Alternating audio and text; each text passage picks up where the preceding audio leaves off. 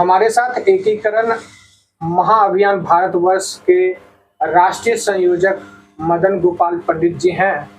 आज आप press conference किस मुद्दे पे कर रहे हैं? मैं मदन गोपाल पंडित, राष्ट्रीय संयोजक भारतीय प्रजापति महासंघ एकीकरण अभियान बिहार, मैं ये कहना चाह रहा हूँ कि हिंदुस्तान आज अमृत काल के रूप में मनाया जा रहा है, अमृत वर्ष के रूप में मनाया जा रहा है। और आज के डेट में भी एक मेरा समाज है जो कि दबा कुचला अति पिछड़ा समाज है।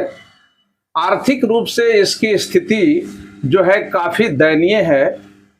हिंदुस्तान गांवों का देश कहा जाता है और यहाँ की 75% आबादी गांवों में निवास करती है। इसलिए यह कहने में मुझे थोड़ा सा भी हिचक नहीं है कि हिंदुस्तान की आत्मा गांवों में निवास करती है।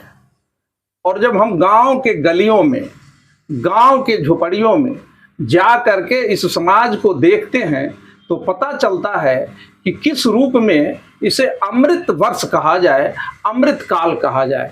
जो 2 वक्त के भोजन के लिए आज भी उस गांव के गलियों में लोग मोहताज हैं। उन्हें आज यदि सुबह में भोजन मिल जाता है तो शाम को भोजन मिलेगा या नहीं मिलेगा, यह समाज के लिए सबसे बड़ा मुद्दा है।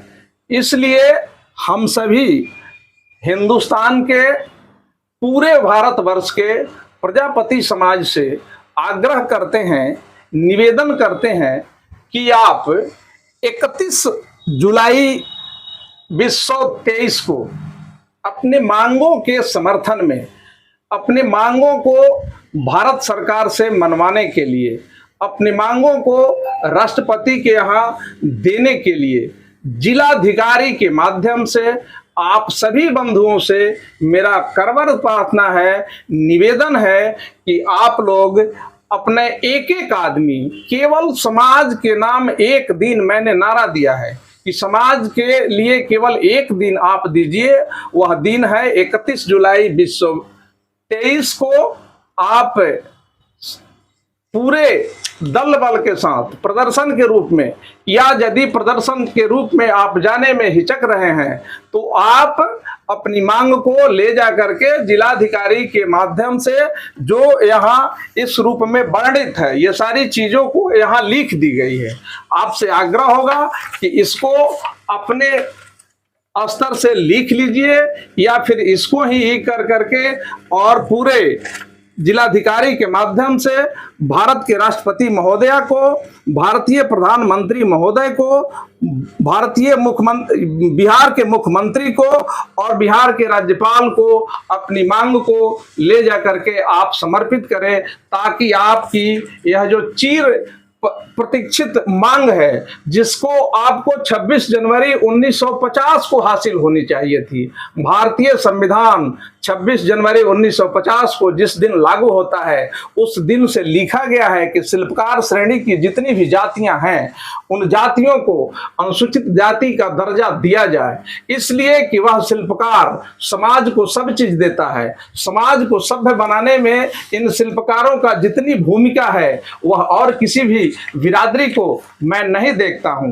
एक प्रजापति समाज, एक कुम्हार, आदि काल में यदि हम जाते हैं तो आदि काल में जब मेरे पास बर्तन नहीं हुआ करता था, उस जमाने में कुम्हारों ने अपनी मेहनत के बल पर, अपनी बुद्धि और विवेक के बल पर मिट्टी से उस घड़ा को बनाया, मिट्टी से ग्लास को बनाया, मिट्टी से सारे बर्तन को बनाए और पूरे समाज को पका हुआ खाना देने का काम किया।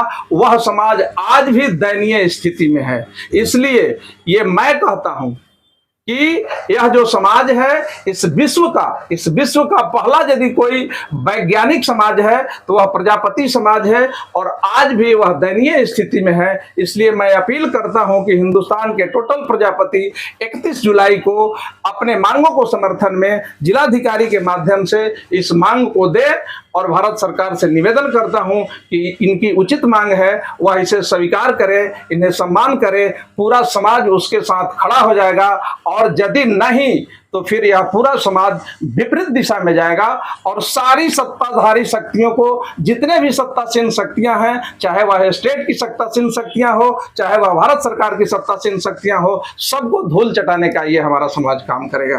भारत सरकार से मुख्य रूप से आपकी क्या मांगे हैं? भारत सरकार से ये मांग है कि 26 जनवरी 1950 को शिल्पकार श्रेणी का दर्जा देते हुए हमें अनुसूचित जाति का दर्जा दिया जाए, और यह दर्जा मध्य प्रदेश के 8 जिला में हमें मिला हुआ है। उत्तराखंड सरकार पूरी तरह अभी शिल्पकार श्रेणी का दर्जा दे चुकी है। मैं इन शेष बचे भारत के राज्यों से निवेदन करना चाहता हूं कि आप भी उत्तराखंड और मध्य प्रदेश के 8 जिला के भांति आप भी पूरे भारत के प्रजापति समाज को, कुम्हार समाज को यह दर्जा दे दें, ताकि उनका सामाजिक और आर्थिक विकास हो सके, ताकि उनकी राजनीतिक भागीदारी मिल सके। ये सारी चीजें मैं मांग करता हूं भारत सरकार से और स्टेट गवर्नमेंट से भी।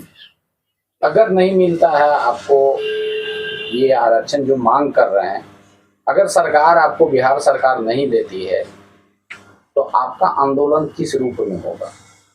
जंग जिंदगी है, लड़ना इसे पड़ेगा, जो लड़ नहीं सकेगा आगे नहीं बढ़ेगा। यह मेरा बहुत पहले से, मेरा बचपन से यह आदत रहा है कि मैं अपनी मांगों के लिए, मैं अपने अधिकार को, संवैधानिक अधिकार को लेने के लिए संवैधानिक तरीके से सड़क से लेकर के संसद तक, सड़क से लेकर के सदन तक संघर्ष करने में सक्षम हूं। मेरी जातियां, मेरे परिवार के सारे लोग इसमें सक्षम हैं, और मैं इसे संघर्ष करके हासिल करूंगा। यदि भारत सरकार नहीं देती है तो मुझे चुनाव से पहले, यह मेरा डिसीजन है कि यदि चुनाव से पहले, ये 24 के चुनाव से पहले नहीं लागू हुआ, तो हम जंतर मंतर पर दिल्ली में पूरे भारत के प्रजापति समाज अपनी मांगों को लेकर के वहां प्रदर्शन करेंगे और धरना देंगे।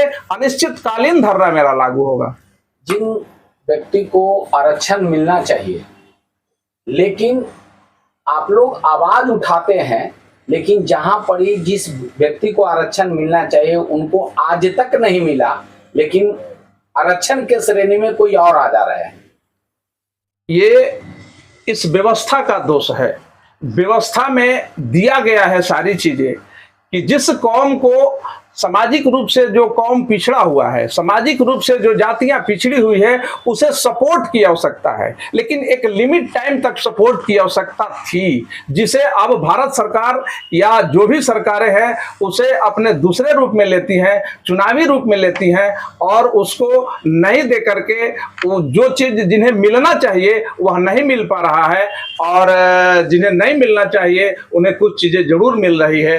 यह जो है, यह व्यवस्था का पार्ट है। व्यवस्था इसमें सुधार करे, उसके साथ हैं हम लोग।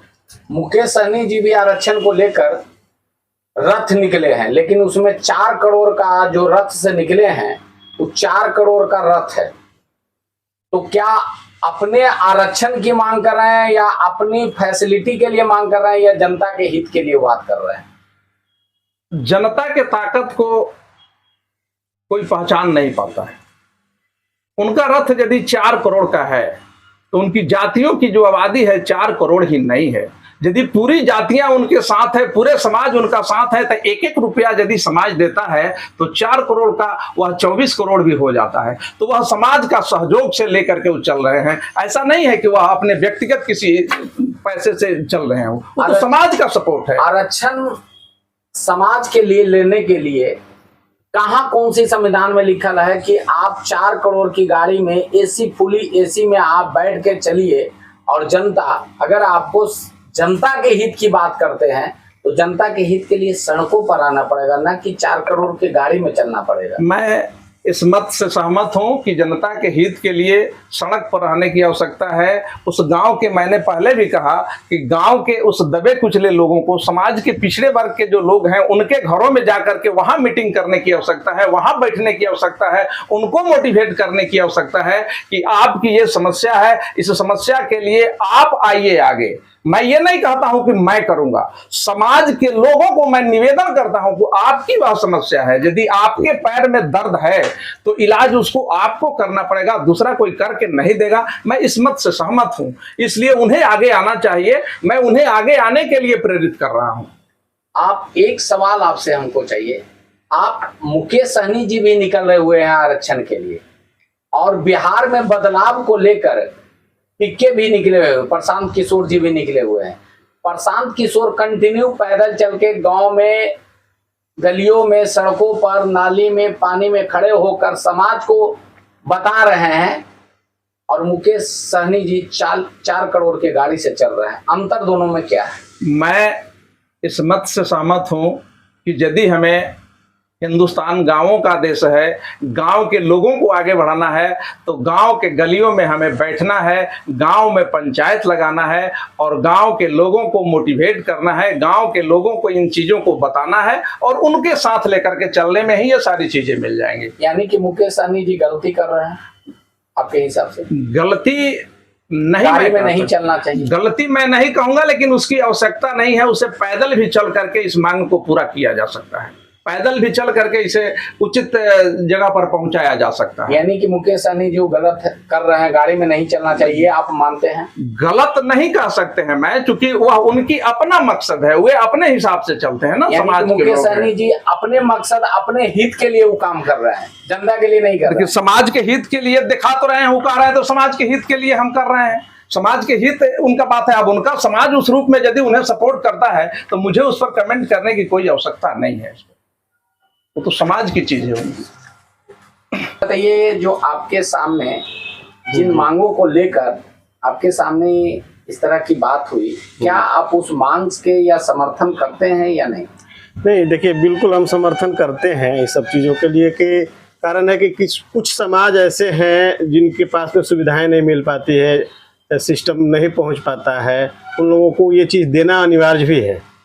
शुरू से आज तक ये आज आरक्षण का ही देन है कि पिछड़े वर्ग के लोग इतने आगे बढ़ते गए।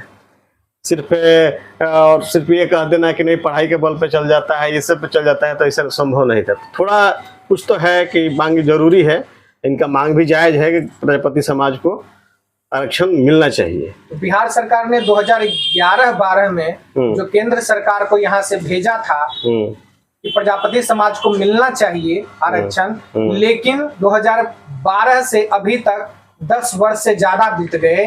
इस पर आप बिहार सरकार से क्या कहना चाहेंगे? ये तो दुर्भाग्य है बिहार सरकार की, वहां से आने के बाद में आप यहाँ लागू नहीं कर रहे हैं।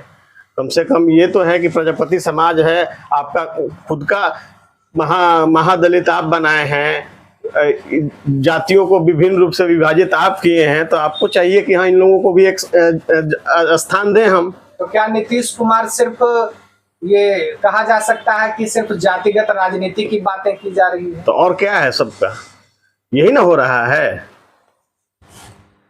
बहुत बहुत धन्यवाद। Thank you.